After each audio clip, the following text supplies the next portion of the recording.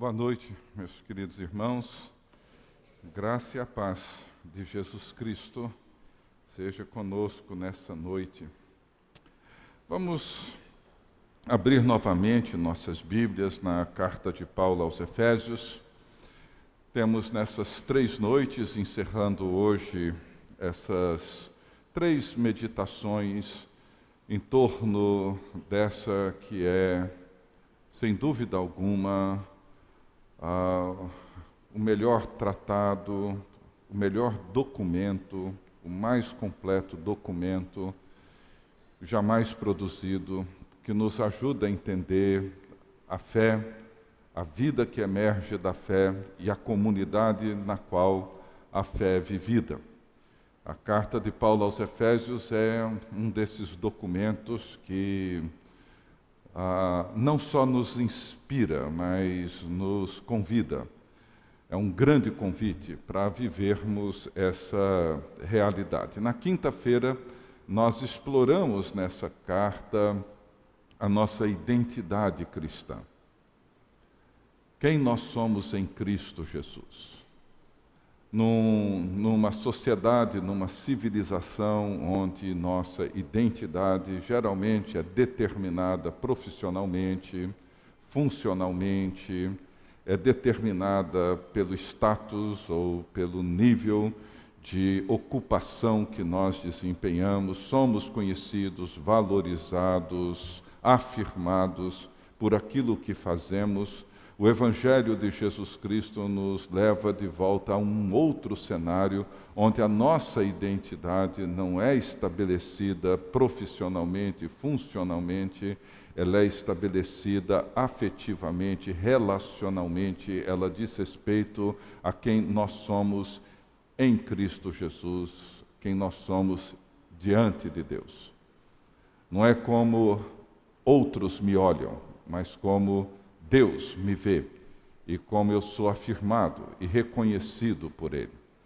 E vimos então que nos 3 primeiros capítulos dessa carta, Paulo estabelece os fundamentos dessa identidade. Ontem à noite nós olhamos sobre a espiritualidade ou a experiência espiritual que emerge dessa identidade, daquilo que somos em Cristo. Toda a nossa experiência espiritual, ela tem um fundamento, ela tem uma base, ela tem uma estrutura em torno da qual e sobre a qual a nossa experiência se desenvolve, acontece, a nossa prática de oração, o nosso relacionamento com Deus, quem nós somos em Cristo, de que forma nós caminhamos em amadurecimento, profundidade, na medida em que compreendemos as gloriosas riquezas reveladas em Cristo Jesus. E hoje à noite eu queria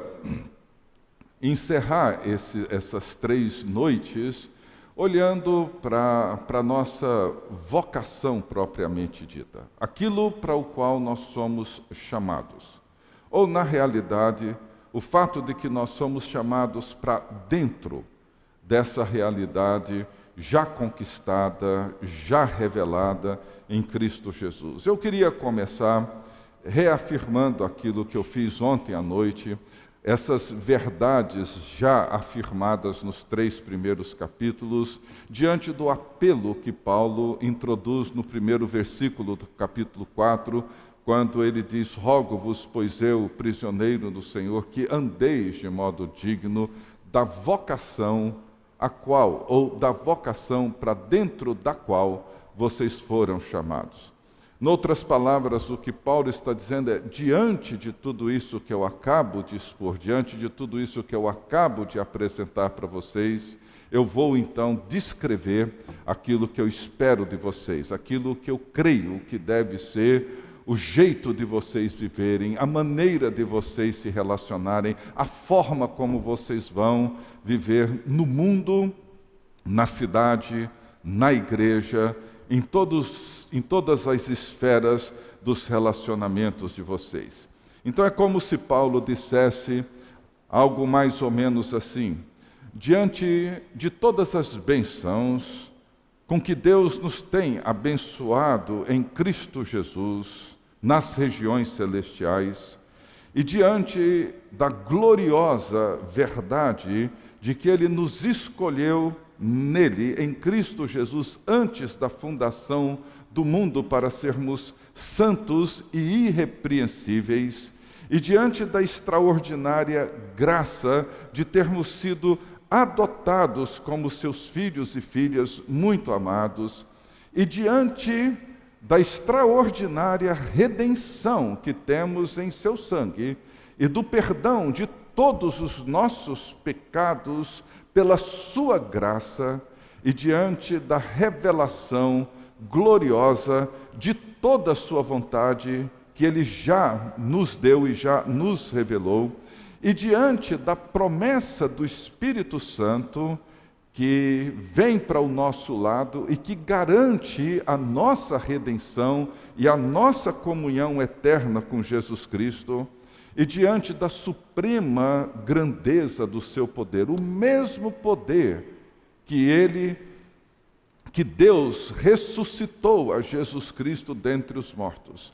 Esse poder que nos une a Cristo numa vida ressurreta, fazendo de nós o seu corpo e a sua igreja, e diante da vida que temos em Cristo, por causa da grande misericórdia e do imenso amor com que Ele nos amou, e diante dos lugares celestiais onde fomos assentados pela ressurreição de Jesus Cristo, e diante da comunhão que Ele nos proporcionou a nós que estávamos longe dEle, longe das suas promessas e sem esperança nesse mundo, e diante da paz que Ele nos oferece ao derrubar a barreira e as paredes de inimizade que existem entre nós, e diante do poder do Evangelho que fez de nós homens e mulheres novos, novas criaturas, abrindo-nos o acesso ao Pai por meio de Jesus Cristo no poder do Espírito Santo, e diante da presença de Jesus Cristo, a pedra angular, onde a igreja de Jesus Cristo é edificada como um santuário dedicado, ofertado a Deus, e diante da verdade de que todos nós, independente de raça, idade, nós somos em Cristo Jesus herdeiros de Deus, membros do mesmo corpo e participantes das promessas de Cristo, e diante da multiforme sabedoria de Deus, revelada à igreja e testemunhada pelos principados e potestades e por todas as potências desse mundo, e diante da presença de Cristo em nossos corações, realizada pelo seu Espírito no interior de cada um de nós, e diante da compreensão do amor de Cristo que excede todo entendimento, diante da plenitude de Deus que nos envolve, a cada um de nós, e diante daquele que é poderoso para fazer infinitamente mais do que tudo quanto pedimos, pensamos, conforme o seu poder que opera em nós, e diante da glória oferecida a Deus na igreja em Cristo Jesus, por todas as gerações e para todos sempre, diante de todas essas verdades, diante de tudo isso, eu vou dizer agora o que eu espero e desejo que vocês façam. Esse é o apelo de Paulo. Veja, e repito aqui, o apelo de Paulo não se sustenta sobre um sentimento vago, uma emoção abstrata, uma motivação frágil. Ele se sustenta sobre um conjunto de verdades, um conjunto de realizações, se sustenta naquilo que Jesus Cristo realizou por nós na cruz do Calvário. Então Paulo diz assim: diante de tudo isso eu faço um apelo a vocês. Eu rogo a vocês que vocês andem, que vocês vivam, que vocês atuem no mundo de um modo digno. quando nós respondemos a um chamado, quando nós respondemos a um convite, quando nós respondemos a uma vocação, a uma eleição, nós passamos a viver como eleitos, passamos a viver como vocacionados. E esse viver, quando eu aceito esse convite, eu passo então a viver de acordo com aquilo para o qual eu fui convidado, vocacionado, chamado, eleito. Noutras palavras, um chamado, uma vocação, uma eleição, nos dá uma identidade e nos oferece um destino. É isso que nós precisamos entender. Todo chamado, ou chamado de Jesus Cristo, é um convite, Ele nos chama. Ele nos elege. Quando eu e você dizemos sim, Ele nos coloca dentro de uma nova realidade. E isso estabelece para nós e entre nós um novo jeito de viver. Então, um chamado, ou uma eleição, ou uma vocação, define aquilo que nós fazemos. Um chamado, uma eleição, uma vocação, molda todo o nosso comportamento. Um chamado, uma eleição, uma vocação, nos dá uma vida íntegra e coerente. É deste chamado que nasce a igreja. Esse chamado define o que eu faço, define a maneira como eu vivo e me conduz a uma vida consistente, coerente, íntegra. Esse é o apelo de Paulo. Vivam de modo digno. Vivam de maneira que a vida de vocês, os relacionamentos de vocês, a maneira como vocês conversam, a linguagem de vocês, tudo na vida de vocês adorne, embeleze. A dignidade não diz respeito a tornar-se digno do Evangelho, mas diz respeito a dar ao Evangelho a dignidade intrínseca que ele tem. De que forma a sua vida, seu comportamento, o jeito que você atua dentro de casa, a maneira como você trata sua esposa, ou seu marido, ou seus filhos, a maneira como você atua no seu trabalho, a maneira como você se relaciona com as pessoas na rua, no trânsito, a maneira como você vê e interpreta toda a realidade à sua volta. Como que você expressa nisso tudo a dignidade do Evangelho? E para Paulo, a melhor maneira de reconhecer e dar ao Evangelho a dignidade intrínseca que ele tem é a unidade. É isso que ele vai falar aqui. É disso que trata-se a nossa vocação. Viver de modo digno do Evangelho é viver apaixonadamente em torno daquilo que Deus já realizou em Cristo Jesus. E essa unidade da qual Paulo fala e que define basicamente a nossa vocação, e vocação aqui não diz respeito a um trabalho ou a uma ocupação. Nós temos uma tendência a interpretar vocação a um tipo de trabalho, a um trabalho que me dá uma certa satisfação, um trabalho no qual eu me realizo, aquilo é a minha vocação. Não. A vocação para Paulo, no pensamento de Paulo, diz respeito a um jeito de ser, a uma maneira de viver, que descreve aquilo para o qual nós fomos chamados. E para ele, o que torna possível a unidade não são nossas ideias comuns, ou projetos comuns, ou hábitos comuns. Para Paulo, a unidade que nós temos, ela é um dom de Cristo. Não é uma conquista humana.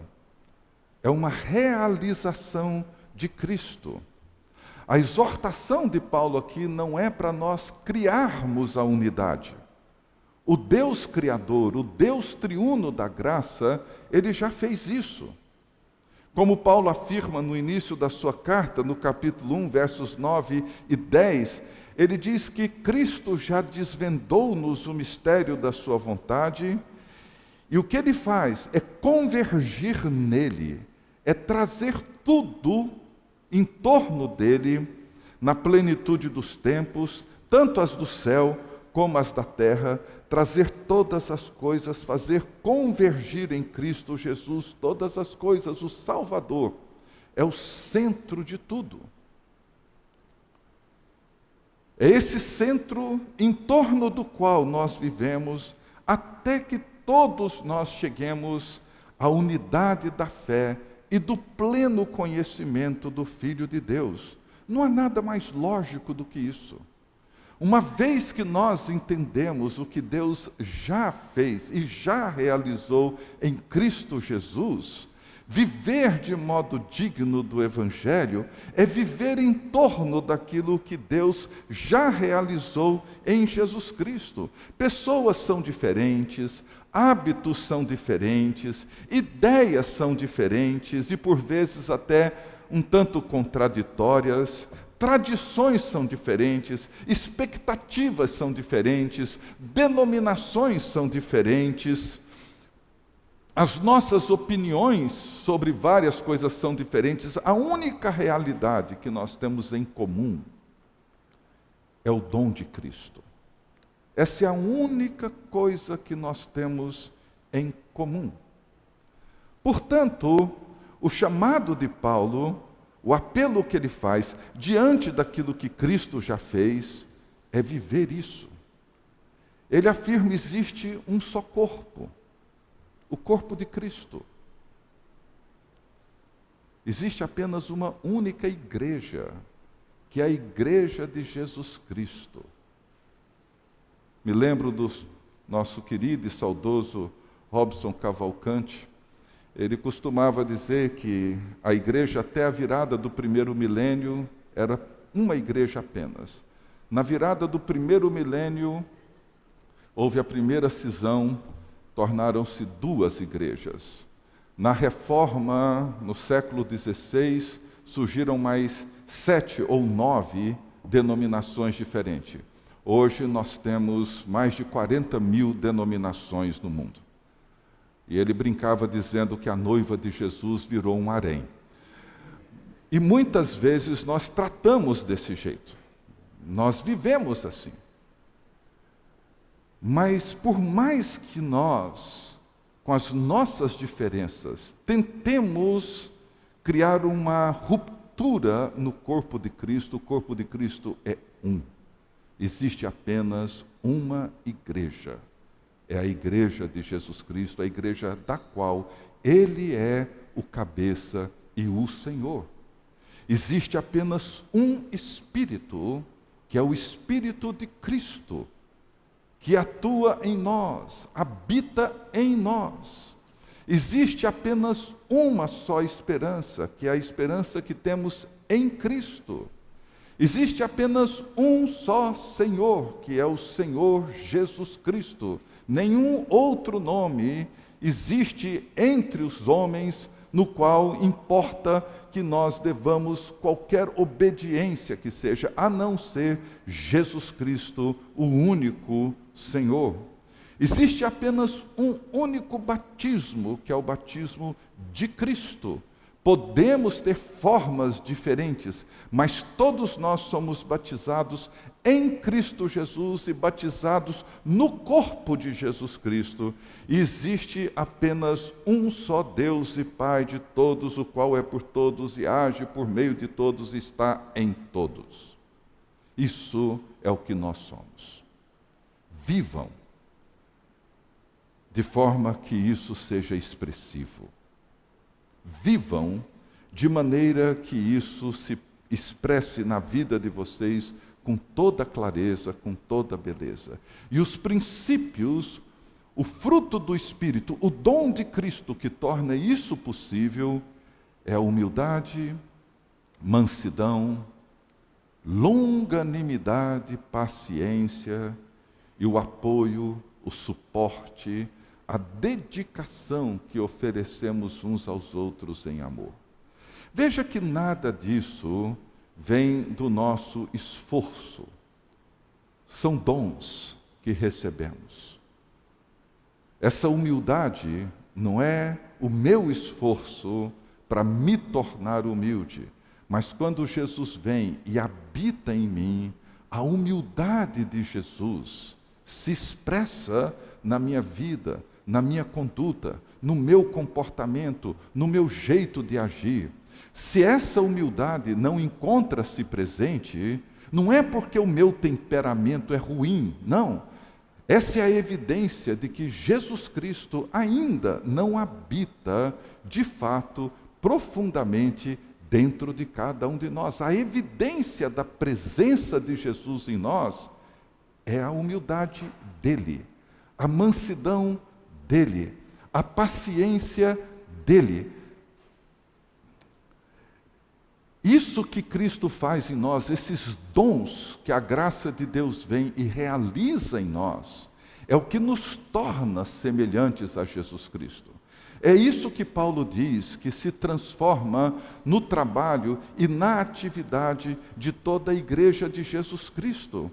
Ele diz aqui nos versos 11 em diante que ele mesmo concedeu uns para apóstolos, outros para pastores, outros para evangelistas, outros para pastores e mestres, com vistas ao aperfeiçoamento dos santos, para edificar, ao aperfeiçoamento dos santos, para o desempenho do seu serviço, para a edificação do corpo de Cristo, veja, até que todos nós cheguemos à unidade da fé e do pleno conhecimento do Filho de Deus, à perfeita varonilidade, à medida da estatura da plenitude de Cristo. Até que todos nós sejamos pequenos Cristos, até que todos nós sejamos imitadores de Jesus Cristo, até que todos nós tenhamos essa vida que brota daquilo que Jesus já fez por nós. É claro que isso não acontece simultaneamente em todas as pessoas, na mesma intensidade, no mesmo momento, nas mesmas circunstâncias, não.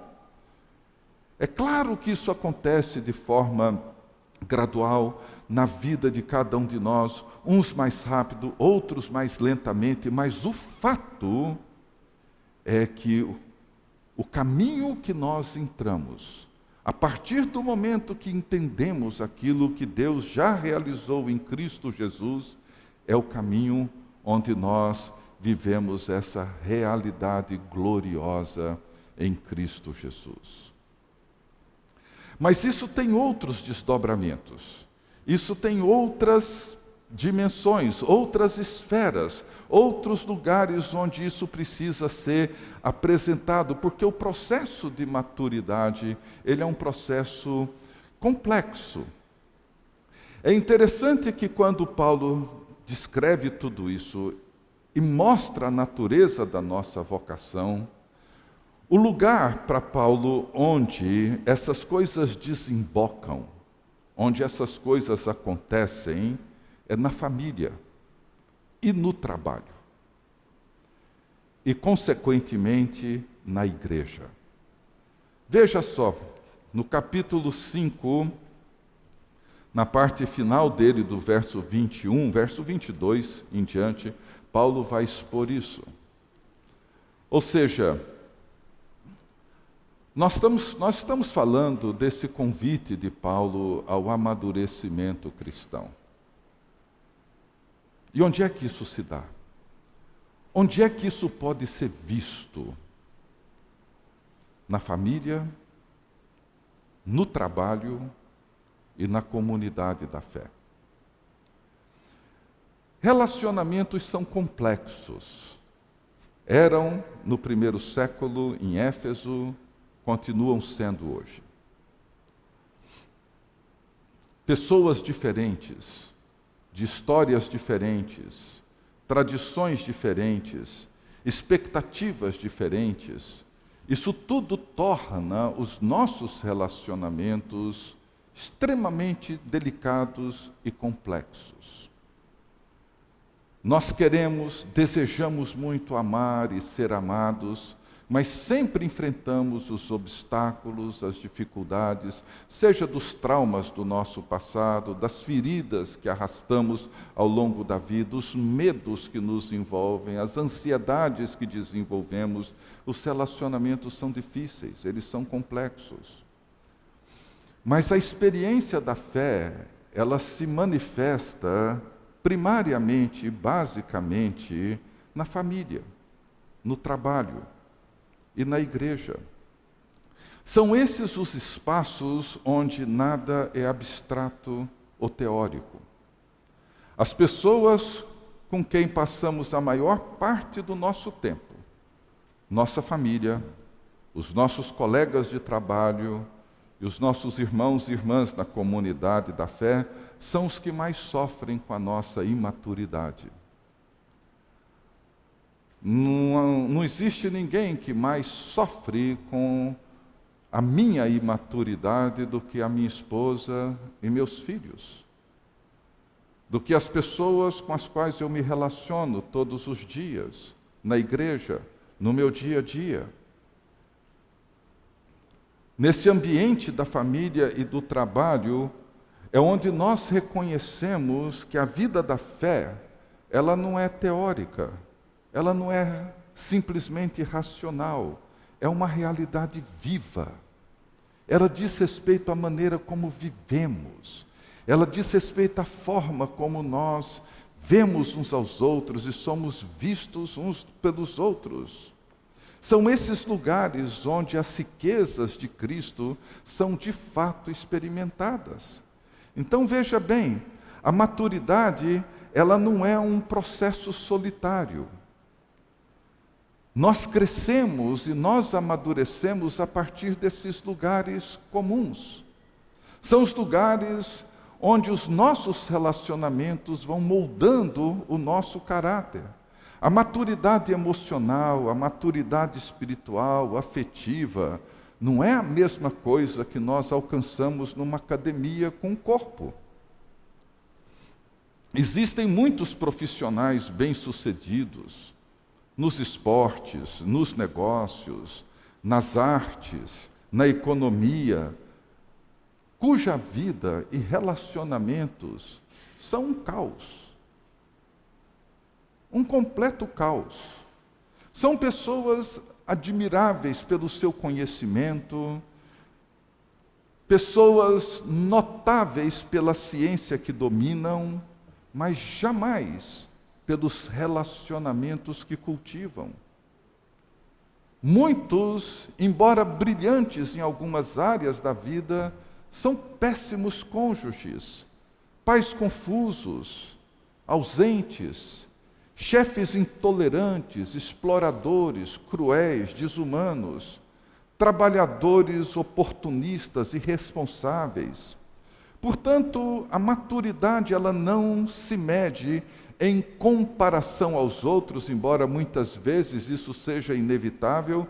Ser maduro em Cristo, alcançar a estatura da plenitude de Cristo, alcançar a medida de Jesus Cristo, envolve o cultivo da humildade, da mansidão, da compaixão, da justiça, da sabedoria. E essas virtudes não nos tornam mais fortes, nem melhores, nem mais competentes do que ninguém.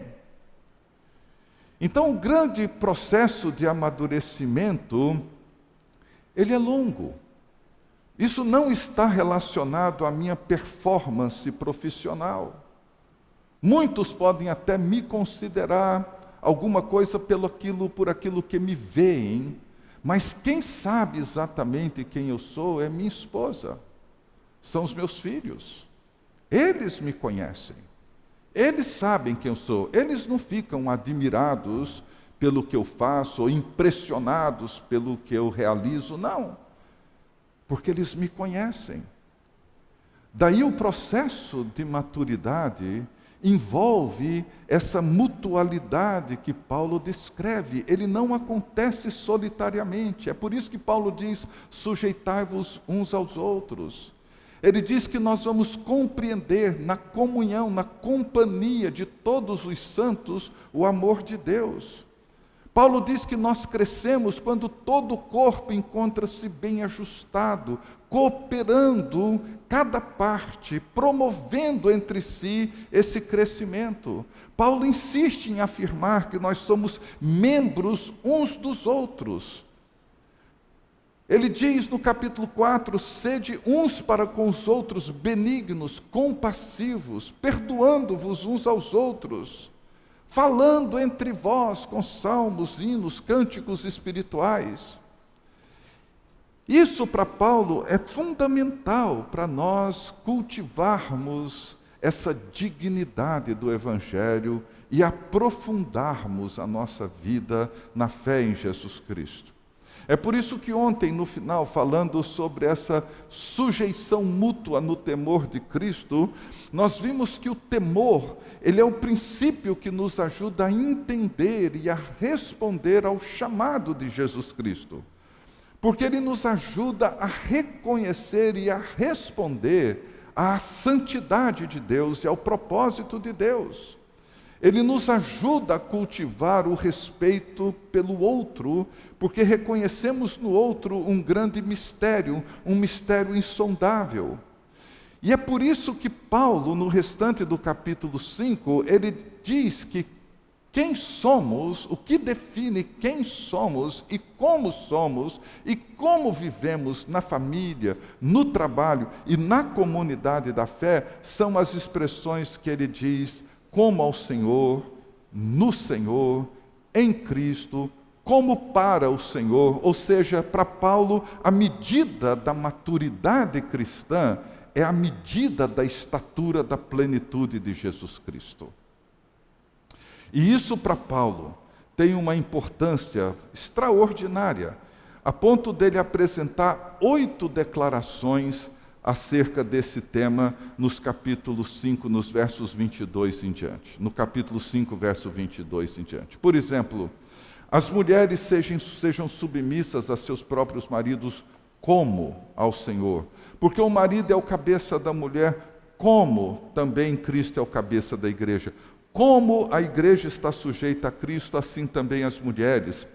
Maridos, amai vossas mulheres, como também Cristo amou a igreja. Porque ninguém jamais odiou a sua própria carne, antes alimenta e dela cuida, como também Cristo faz com a igreja. Grande é esse mistério, mas eu me refiro a Cristo e à igreja. Filhos, obedecei a vossos pais no Senhor, pois isso é justo.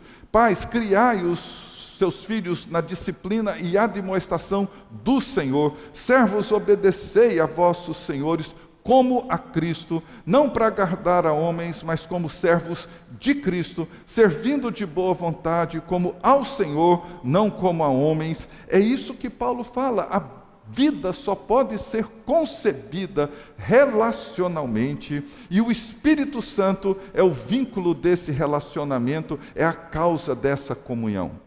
É por isso que Paulo tem na família e tem no trabalho, nesses espaços onde os nossos relacionamentos concretamente acontecem, onde tudo está de alguma forma conectado, ele diz: é nesse lugar que o Espírito Santo atua.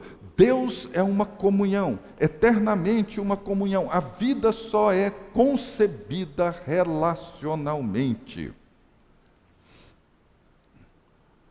Nós passamos 9 meses num útero, abrigados num ambiente de segurança e intimidade.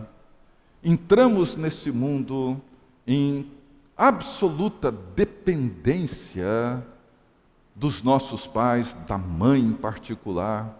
Somos nutridos, somos cuidados, alimentados, acalentados, amados. Precisamos de outros para nos ajudar a alimentar e a crescer, etc. Tudo na vida, em todo o sistema da criação de Deus, vive essa mútua dependência. E o Espírito Santo é a presença do mistério divino. Aquilo que nós não vemos, a invisibilidade que proporciona os relacionamentos visíveis. Enchei-vos do Espírito. Muito do que a igreja é, nós não vemos, mas ela é. Nós não vemos os lugares celestiais, mas estamos lá. Quando as pessoas são batizadas em Cristo Jesus, elas são conduzidas para esses lugares. Quando as orações são apresentadas a Deus, Deus responde com a aliança que Ele tem para com o seu povo e a sua igreja. Quando nós celebramos a comunhão, a Eucaristia, a ceia do Senhor, nós não vemos, mas ali está o mistério de todo o poder e graça de Deus revelado na cruz do Calvário. Quando a mesa das nossas casas, dos nossos lares, é aberta à comunhão com amigos, com irmãos e irmãs, alguma coisa acontece. Nós não estamos vendo, mas o Espírito está atuando, criando relacionamentos. Ele é o Espírito da conexão. Ele é o Espírito da comunhão. Ele é aquele que realiza aquilo que é necessário na vida cristã. Há um grande teólogo, um grande pensador ortodoxo, que eu gosto muito de ler, o nome dele é Johannes Isulas. Ele hoje já está bem idoso, foi o responsável pela igreja de Pérgamo, na Turquia. E ele escreveu um livro que chama O Ser como Comunhão. E duas coisas que ele afirma nesse livro me chamam muita atenção. Primeiro, ele diz que nada existe fora da comunhão, nem mesmo Deus. O Deus cristão, o Deus revelado nas Escrituras, é Pai, Filho e Espírito Santo. Uma comunhão eterna, uma amizade eterna entre as três pessoas divinas. Nada existe fora dela, nem Deus. E a segunda coisa que ele diz, que é muito importante para nós entendermos, ele diz que a igreja, ela é constituída por Cristo e instituída ela é instituída por Cristo e constituída pelo Espírito Santo. E esses dois prefixos são fundamentais. Ela é instituída por Cristo no sentido de que Jesus é quem estabelece a sua igreja. Ela é dele. Ele é o cabeça. A nós não nos é dado questionar, querer mudar, querer fazer com que ela seja a minha cara. Não. A igreja é dele, existe para ele, será julgada por ele. Ele é o Senhor e é o cabeça da igreja. Ela é instituída por Jesus Cristo. No entanto, ela é constituída pelo Espírito Santo. É o Espírito que toma aquilo que é de Cristo e o torna nosso. É o Espírito quem torna possível a nossa comunhão em Cristo e entre nós. É o Espírito que toma tudo aquilo que é de Jesus e o faz inteiramente nós, sem diluir, sem diminuir, sem desfazer. E mais, Ele nos preserva exatamente como somos, na nossa identidade, na nossa singularidade, mas tomando aquilo que é de Jesus e fazendo-o integralmente nosso. Cristo institui a igreja. o Espírito a constitui. Jesus estabelece, nós nos submetemos a Cristo como cabeça e Senhor da igreja. E nos submetemos ao Espírito como aquele que atua na igreja, tornando-a a comunidade do povo de Deus, o povo da aliança, a comunhão da fé em Cristo Jesus. Então, essa ação do Espírito, ela acontece para Paulo na família, no trabalho e na comunhão da fé. Então,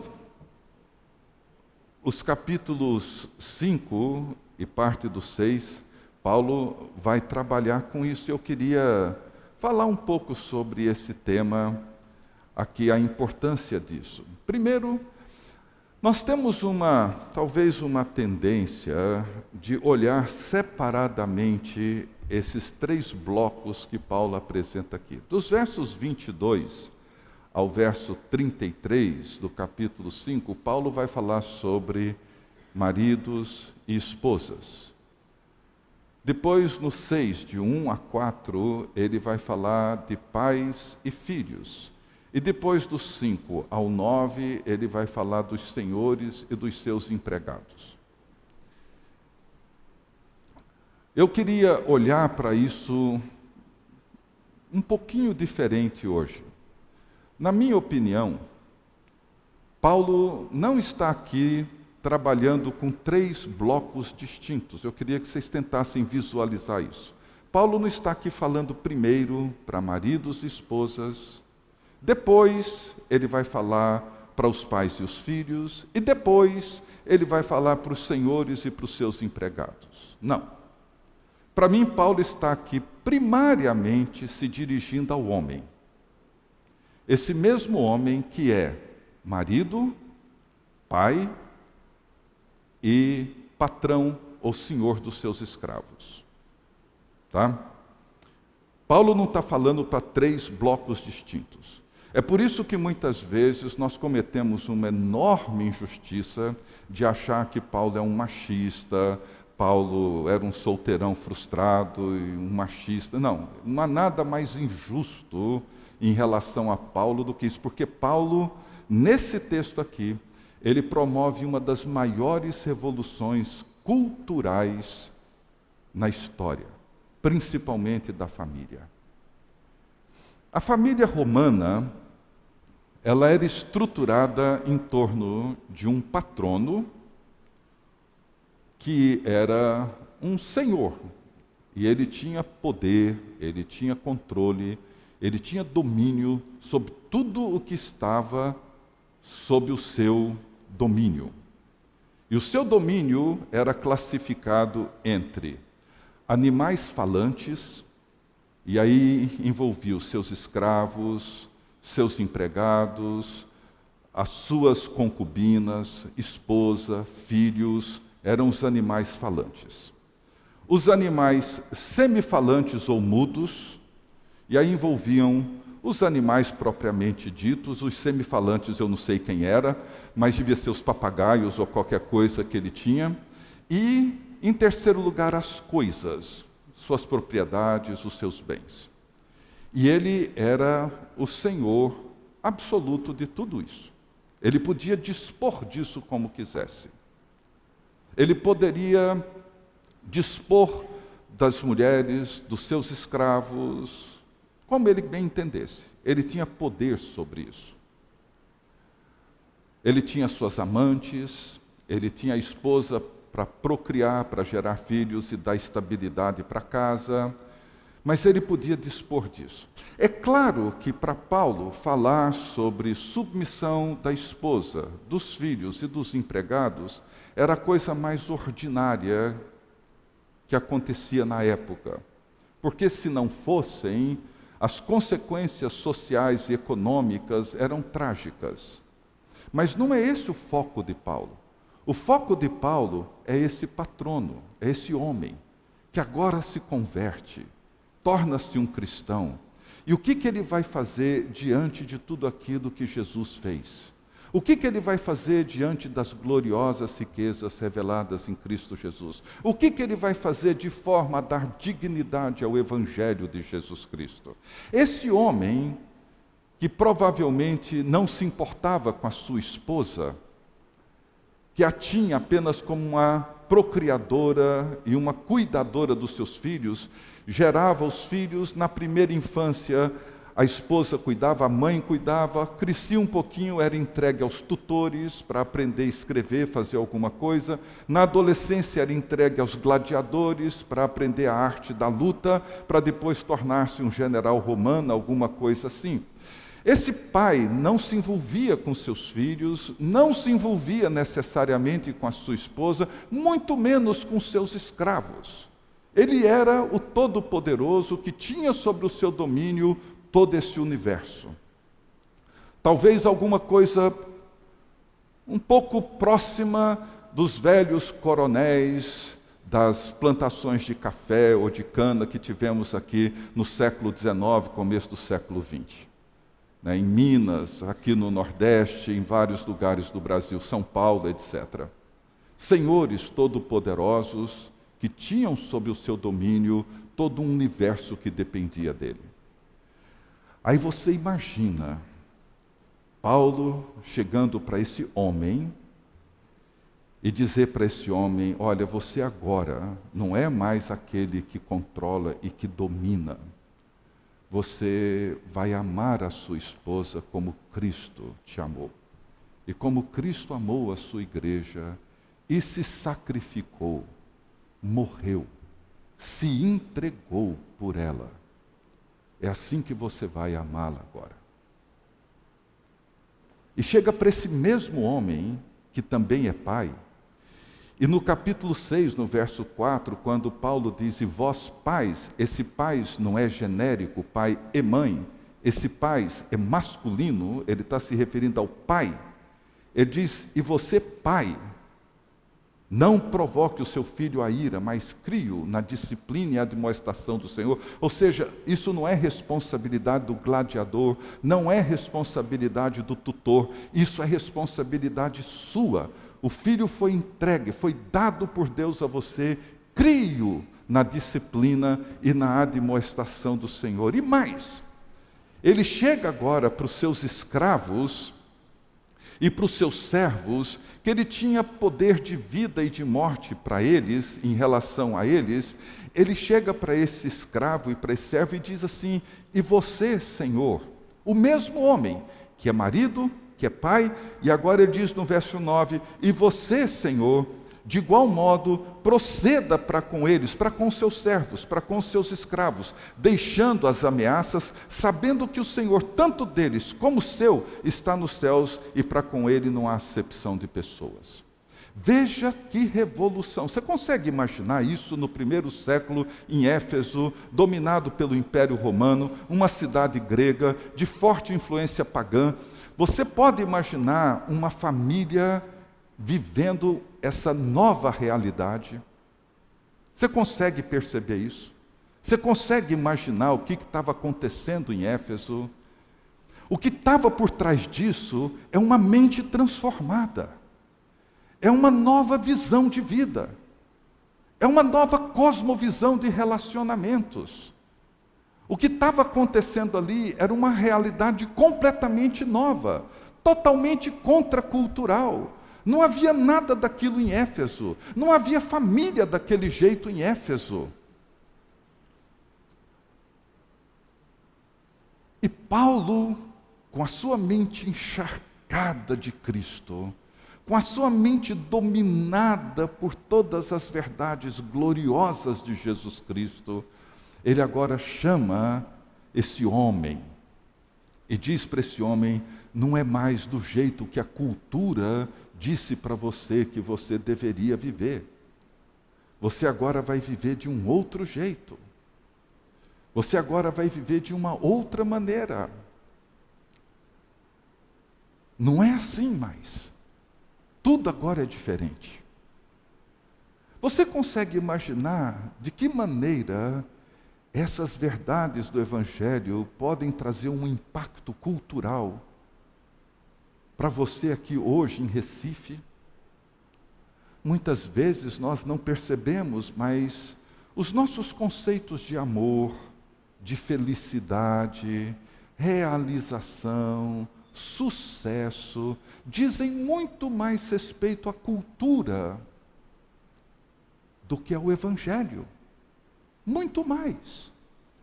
Eu estou me lembrando aqui de um fato que, infelizmente, eu não conheci pessoalmente, mas gente muito próxima a mim conheceu, de um casal em Brasília. Se não me falha a memória, o casal se chamava Jofre e Otília. O que me contaram, não posso garantir que a história seja exatamente assim, mas o que me contaram, ambos eram crentes, e ela foi fazer uma cirurgia de correção de pálpebra. Ela tem uma pálpebra caída. E por alguma coisa que não se sabe exatamente o que, ela não voltou da cirurgia. Ela entrou num coma profundo e não voltou da anestesia, da cirurgia. E os seus órgãos vitais continuaram funcionando muito bem. E depois de 2, 3 meses no hospital, tentando descobrir o que era, tentando reanimá-la, etc., sem nenhum sucesso, então ela é levada de volta para casa, e ali o marido monta uma pequena estrutura em casa e passa então a cuidar dela. E assim ele fez. E ele cuidava pessoalmente da higiene dela, e ele todas as noites ele lia a Bíblia com ela, orava, aprendeu a tocar gaita e tocava para ela todos os dias, e lá no fundo ele tinha certeza de que aquilo fazia bem a ela, embora ela não manifestasse nenhum sinal externo de que estava conectada com aquilo. Ele ia no culto na igreja, voltava, comentava o sermão que ele ouviu, cantava um hino, orava com ela. E isso durou 25 anos. Durante 25 anos ele viveu assim.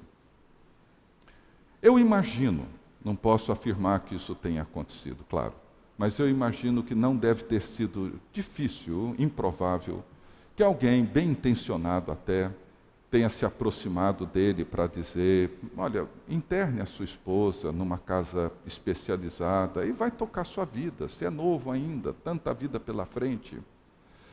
Mas ele costumava dizer que ele continuava amando-a, do mesmo jeito que quando ele a conheceu pela primeira vez.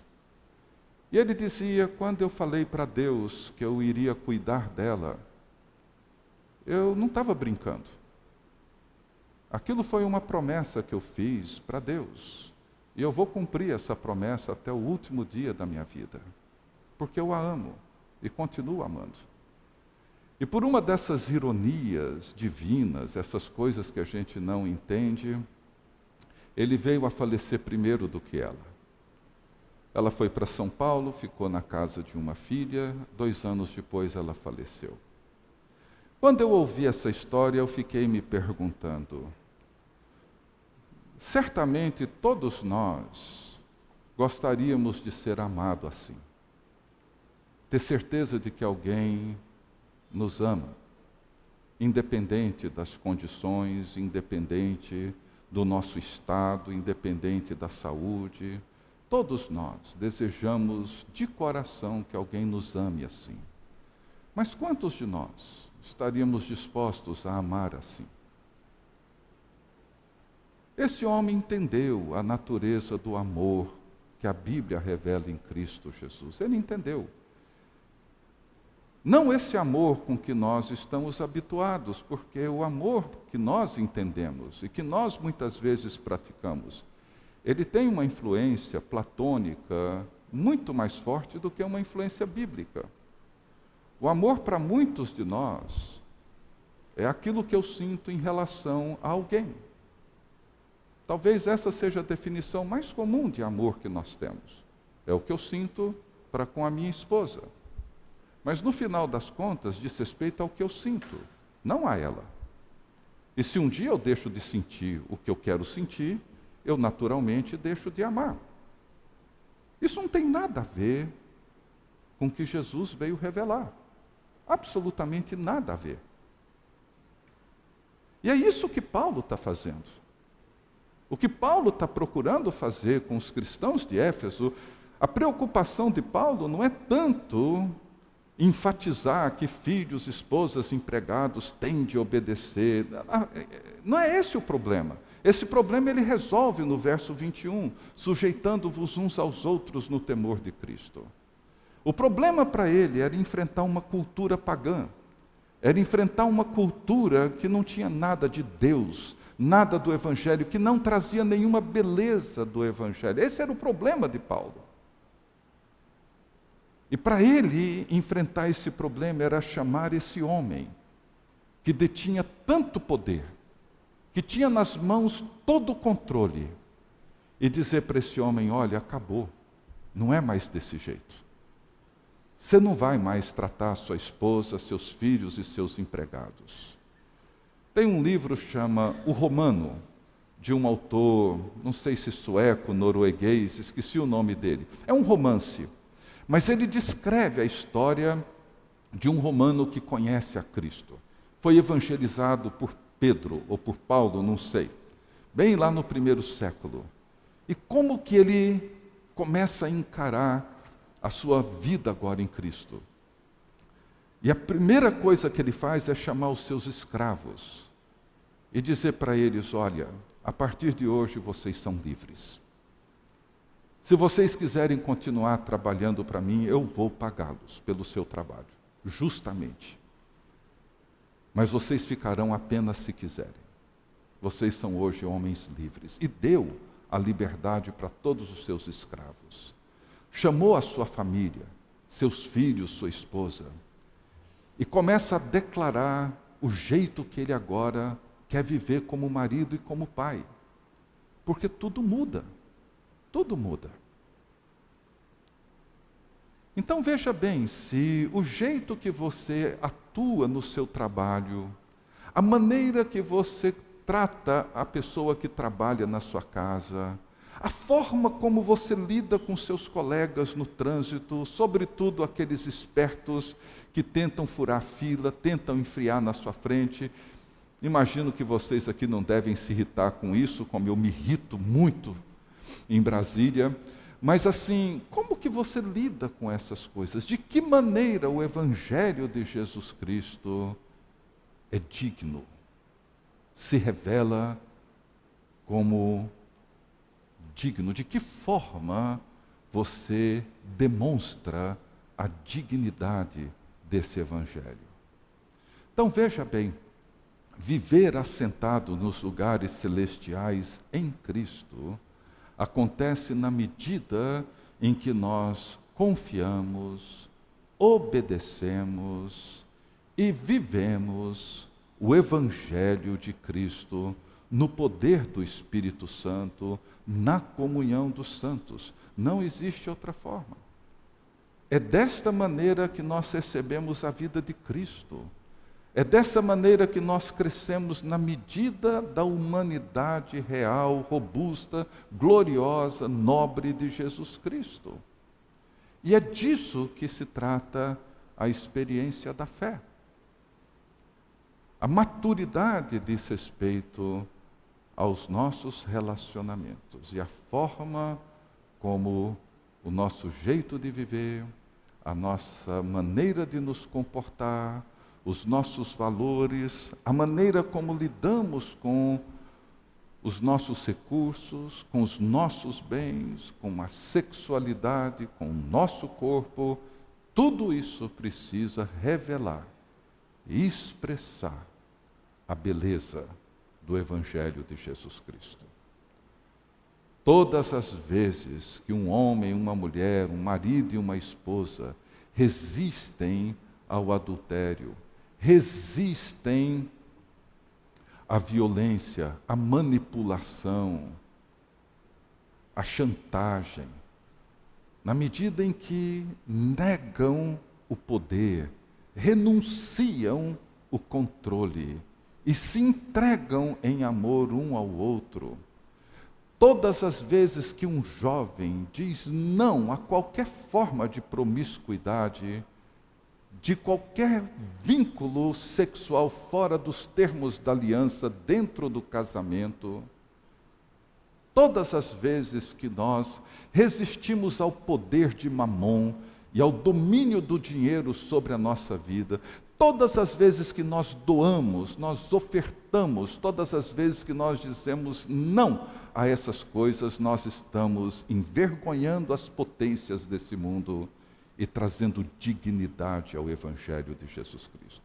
Todas as vezes que eu abro mão das minhas opiniões mesquinhas em favor do bem da comunidade, ao invés de pensar em mim e no que eu penso, eu considero o bem da comunidade e renuncio minhas opiniões privadas em favor do bem e da saúde da igreja e do corpo de Jesus Cristo, eu estou dando dignidade e beleza ao Evangelho de Jesus Cristo. Todas as vezes que eu considero os meus irmãos e irmãs superiores a mim mesmo e me coloco a serviço deles em humildade e mansidão, eu estou dando ao Evangelho a dignidade que ele tem. E nisso eu cresço, amadureço, e o Espírito Santo enriquece a nossa vida comunitária. Eu espero que isso tenha ficado claro, porque é disso que se trata. Nós somos convidados, nós somos chamados, vocacionados, eleitos para dentro de um mundo, o mundo de Deus.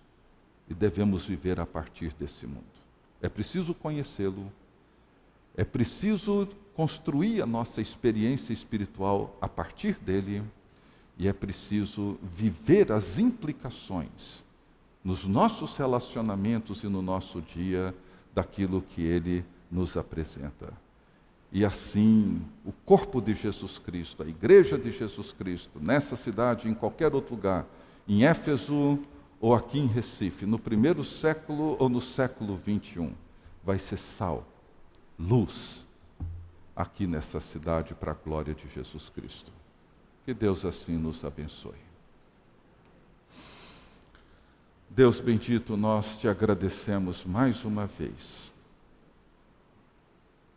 por esse cenário extraordinariamente glorioso para dentro do qual o Senhor nos convida. Um cenário, ó Deus, diante do qual tudo o que vemos, tudo o que percebemos, perde todo o seu valor e encanto. Um cenário, ó Deus, que nos fascina e que nos leva a viver, ó Deus, uma vida que é infinitamente melhor, mais rica, mais cheia de vida, mais plena. Abençoe, ó Deus, cada um de nós aqui nessa noite, para que sejamos uma expressão viva, real, do Teu Filho Jesus Cristo. Para que o Evangelho encontre em cada um de nós essa resposta, esse sim, de forma, ó Deus, que a nossa vida expresse a beleza dele no nosso dia a dia, na alegria que temos em Jesus Cristo, na esperança comum que nutrimos em Cristo Jesus, na certeza de que somos irmãos e irmãs, queridos e amados, no chamado, ó Deus, que temos de servir uns aos outros e de juntos buscarmos compreender o Teu amor glorioso por nós e sermos assim envolvidos da plenitude de Deus. Toma-nos nas Tuas mãos, prepara-nos, ó Deus, para o dia de amanhã, para que como corpo e igreja de Jesus possamos juntos Te adorar, Te exaltar, Te bendizer e reconhecer e proclamar que o trono segue ocupado e permanecerá ocupado pelo Cordeiro que reina pelos séculos dos séculos. Abençoa-nos, ó Deus, e guarde-nos no nome de Jesus. Amém.